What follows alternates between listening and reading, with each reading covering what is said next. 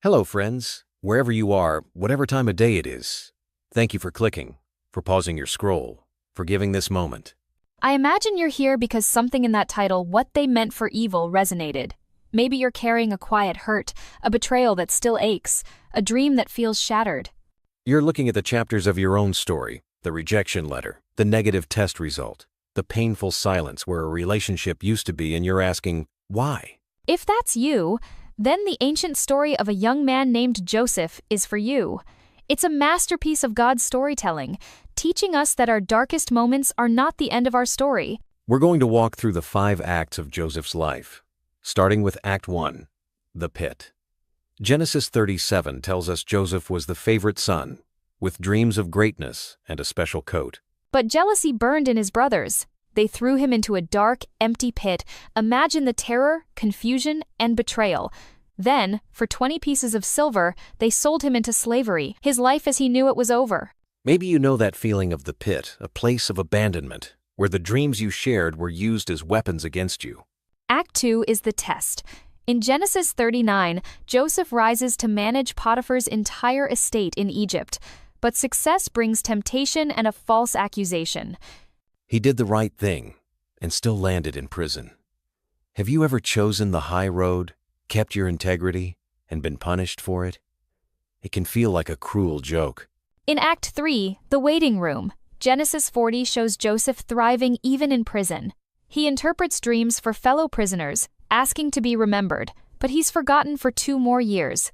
That's the waiting room, a time of obscurity when God seems silent and others move on while you're stuck. Hope can feel faint there. But friends, here are 2 key lessons from Joseph's story. First, God's faithfulness is present in our deepest suffering. The Bible repeats, "The Lord was with Joseph, not just in the palace, but in the pit and prison." His presence didn't prevent the pain, but it sustained Joseph. Your circumstances aren't proof of God's absence. He is with you in the chemo room, lonely apartment, or courtroom. Second, character forged in secret is the foundation for destiny fulfilled in public. Joseph's integrity in Potiphar's house and diligence in prison were his training ground. God was building a leader who could manage a nation by first trusting him with a household and a jail block. Hidden seasons prepare us for our calling. Act 4 is the rise. Genesis 41. Pharaoh has a nightmare, and the cupbearer finally remembers Joseph.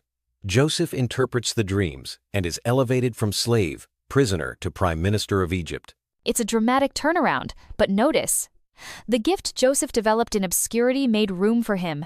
Serving others in distress often becomes the path to our own breakthrough. Act 5 is the culmination. Genesis 42 to 50.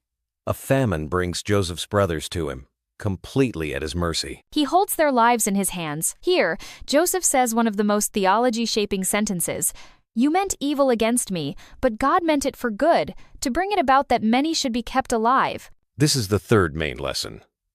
Forgiveness is the key that unlocks God's redemptive purpose.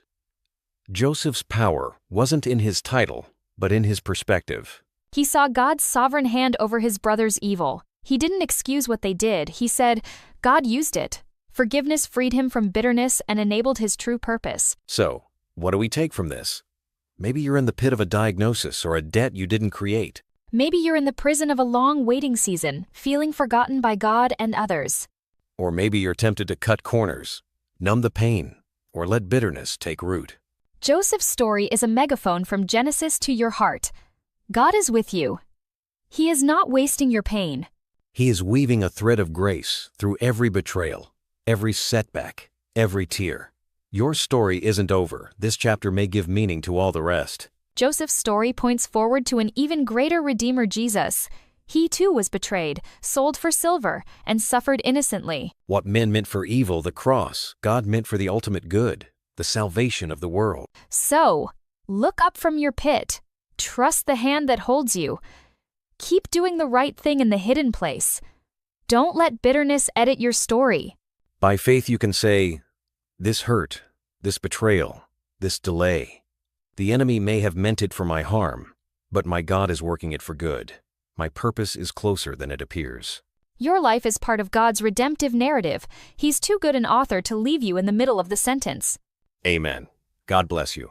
And if this met you where you are, share it with someone else who needs to hear it today.